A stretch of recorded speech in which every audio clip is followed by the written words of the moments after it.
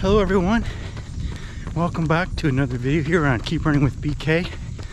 And today I'm pretty excited. I want to be sharing with you some more details about my training for this fall. So as I mentioned in my last video, I'm going to be shifting from easy running following the Maffetone training method in preparation for an ultra marathon to more of an 80-20 approach, where I will introduce about 20% of my weekly training volume doing some speed work. And in today's video, I'm going to focus in on how do I determine the proper pace for the type of workouts that I'm going to be doing. So if that sounds of interest to you, stay tuned and we'll be right back. All right.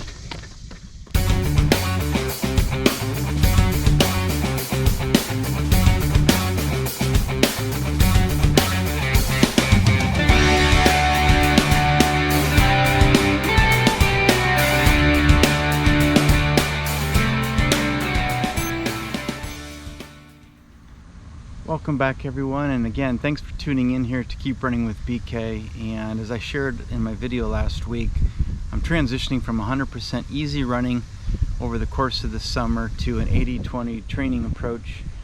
And just to kind of summarize what that means if this is new to you, so this summer, because of the heat, because of the humidity, and with the goal of really preparing for an ultra marathon where I was going to need to be ready to run as much as possible over a 6 to 7 hour period, I stuck to 100% easy running based on the principles of the Maffetone or MAF training method, primarily focused on building my aerobic base and increasing my mileage and just really building these, my basic running strength. And so now that fall is right around the corner, in fact today is actually a very beautiful day.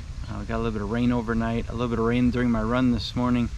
Things are cooling off a little bit. The humidity is dropping. And my favorite season of the year, fall, is just around the corner. And so I'm really excited to return to more of an 80-20 approach, where 80% of my running will continue to be easy running, primarily driven by the principles that I've learned from the MAF training approach.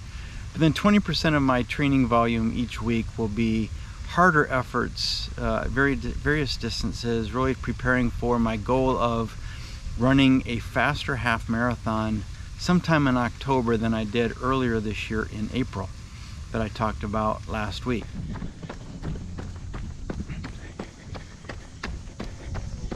Just to recap real quickly some of the things that I mentioned last week. When you're doing easy running, you're primarily using a heart rate monitor to monitor the effort so that you can control the effort and make sure that you are running easy enough or slow enough to really truly gain the benefits of developing your aerobic system and making sure that you're not pushing too hard, allowing your body to fully recover or to safely build your mileage. Now, when it comes to harder efforts and doing speed work, I'm still going to wear a heart rate monitor to monitor that and see what I can learn from it. But my goal is not to control the effort as much as it is to push the effort and make sure that I'm running those hard efforts at the appropriate target pace. So I'm going to be using pacing as the primary driver for those workouts. So in order for me to determine what the appropriate pace is for the particular speed work I'm going to be doing during this training block, earlier this week I actually performed a hard effort for just over a mile distance using a local segment on Strava that is on one of my routes that I ran, so I can actually kind of follow my progress against that segment. And I'll put that up on the screen just to kind of show you. I've shared it in earlier videos, so I reran that again just to see where I was at. I'm still holding second place overall on that particular segment. Just as a side note there, I did improve my time just by a little bit from the spring, which is very encouraging. That continues to show I'm making improvement even with just easy running over the summer. But what that essentially has done is allowed me to establish a hard mile pace that I can then use Jack Daniel's running formula book to establish training paces. And I want to kind of walk through that today and explain how that works and why I'm using that as a guide for my training.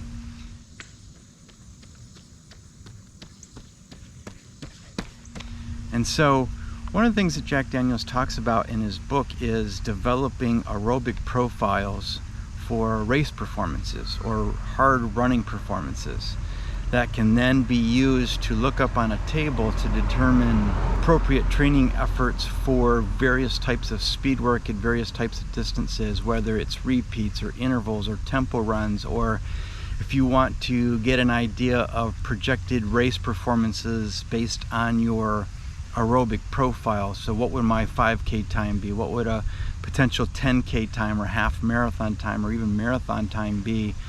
And so I performed that test, and I'd like to show you just a brief video showing that test right now, and then we'll come back and I'll share with you what the findings were.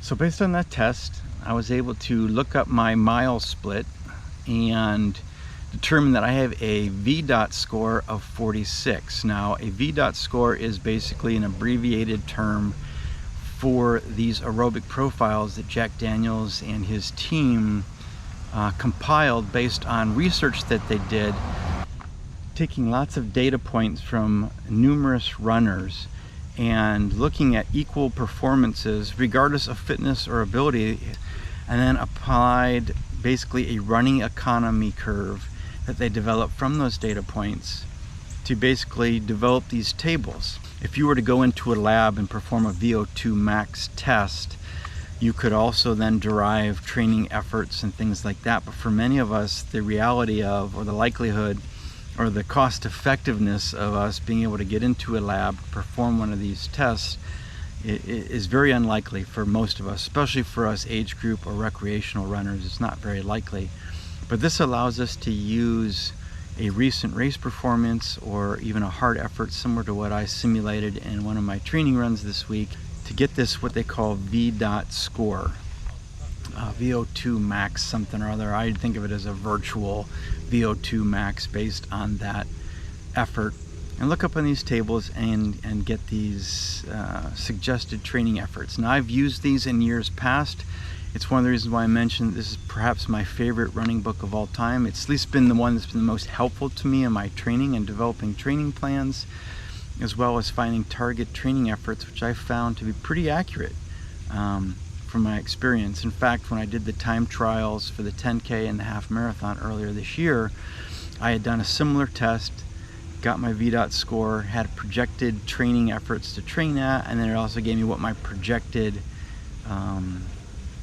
time trial time should be. And I was actually pretty close. I was in plus or minus a few seconds, and actually both of those, which was very encouraging.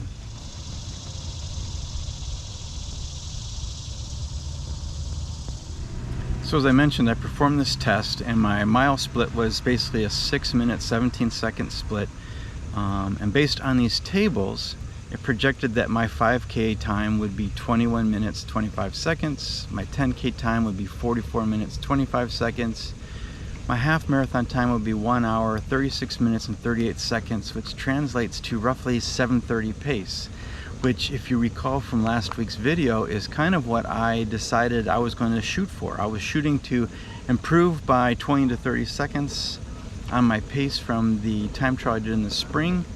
That would basically equate to a 7:30 or 7.5 minute pace, and I'm spot on. So based on my current fitness level, if I follow the suggested training efforts, that is the projected time that I should be able to run in October for my half marathon.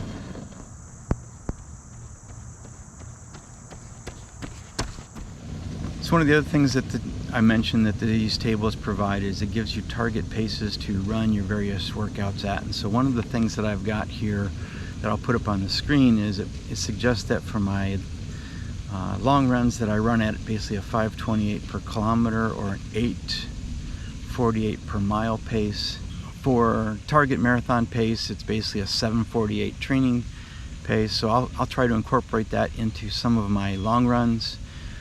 When I'm doing tempo workouts, for instance, it suggests that I target 400s at 1 minute 49 seconds or miles at 7:17 pace. That's slightly faster than what I would be running during the half marathon, but that's good. That helps to really build that lactate threshold, which is really the target of your tempo runs. And if I do interval workouts, it suggests a 1:40 pace for a lap around the track. So I will incorporate some of these things into my speed work in future workouts.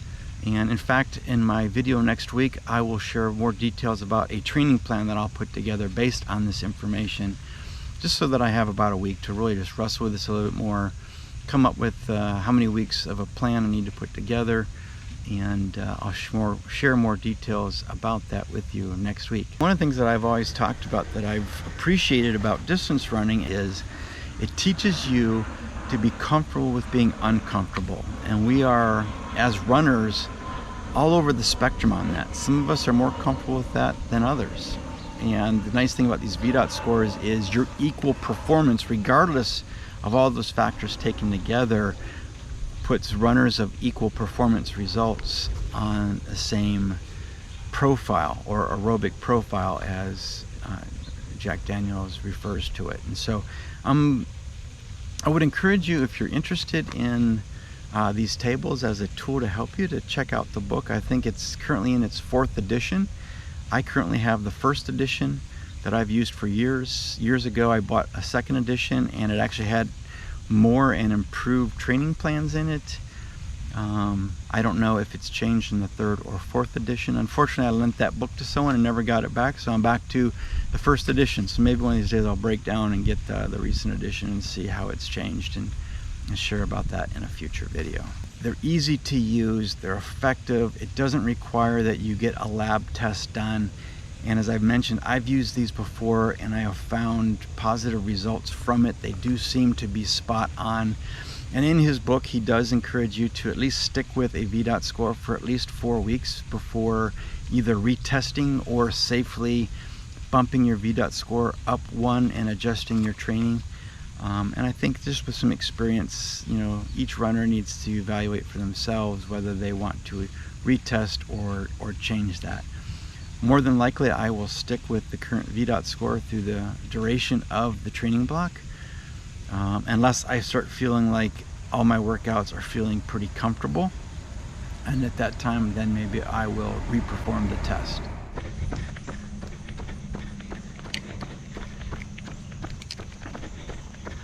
Well folks, that'll about do it for another video here on Keep Running with BK. And as you think about your training and give it some thought, hopefully you picked up some valuable or helpful insights from today's video. And asking yourself every day when you head out the door to run, what's the goal or purpose of today's workout? And what do I need to do as a runner to ensure that I'm training smarter, training at the proper efforts to get the desired result. Whether that's going easy and using a heart rate monitor to ensure that you're keeping the effort at an easy pace, or whether you're doing speed work and you're using pace to drive the targeted effort. So if you found value in today's video, I'd really appreciate you giving me a thumbs up and liking the video. That will certainly be encouraging to me and really help the channel. So I also want to ask you a question before we go. And I share with you in today's video how I determine pace for my speed work. The question of the day is, how do you structure your speed work? What's your approach? Do you use pace? Do you use a power meter? Do you just wing it? How do you go about planning your speed work? Go ahead and share that down in the comments, and I look forward to reading how all of you do it and really learning and sharing our thoughts with one another on how that goes. And as always, I appreciate all of you checking out the videos, supporting the channel. If you're new here, hopefully you found value as I share running insights, training tips, and motivational ideas to really help all of us to keep learning, keep improving, and to keep running. You can also find me on Twitter at BK's Keep Running. You can also look down the show notes. I'll provide a link to my Strava profile, and you can follow my training there. And until next time, stay safe, keep running.